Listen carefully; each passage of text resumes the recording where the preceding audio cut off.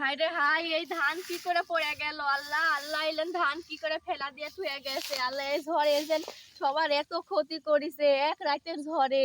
আইলেন ভাত খাবো কি করে আমরা? এই ধান লাগা সিজনটা ভাত খায় শাক তুলে না হয় ভাত খায় বাঁচবো, কিন্তু হলো যে ধান না থাকলে, চাউল না থাকলে খাবো কি?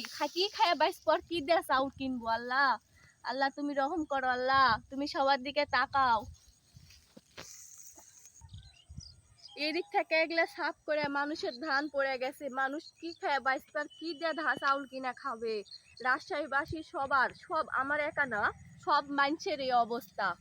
একদিনের ঝড় বৃষ্টিতে সবার এত পরিমাণ ক্ষতি হচ্ছে তা বলার মতো না। কারো বাড়ি ভেঙে গেছে, কারো ঘরের জায়গা নাই, কারো পানি উঠেছে ঘরের। এত অবস্থা খারাপ রাজশাহীতে, তা বলার মতো না। তো সবাই দোয়া করবেন আমাদের জন্য। দেখেন তো, এগুলো ধান আর খাওয়া যাবে না? এগুলো না ভাত খাওয়া যাবে? এগুলো ধানের, এগুলো এখন কাইটে ফেলে দেওয়া লাগবে।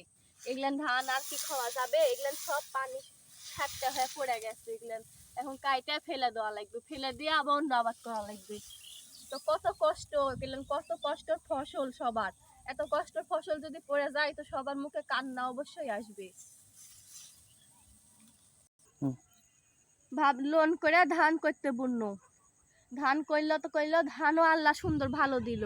আল্লাহ এমন ঝড় দিল যে ঝড়ে, একদিনের রাতের ঝড়ে সব ধান পড়ে গেছে। ভিড় ধান লোন করে ধান করেছি, এখন হলে ধান, এখন লোনটা কিভাবে সুদ করবো? ভাবনো যে ধান হলে হয়তো বা ধান বেচে এগুলো সুদ করা হইলো নি।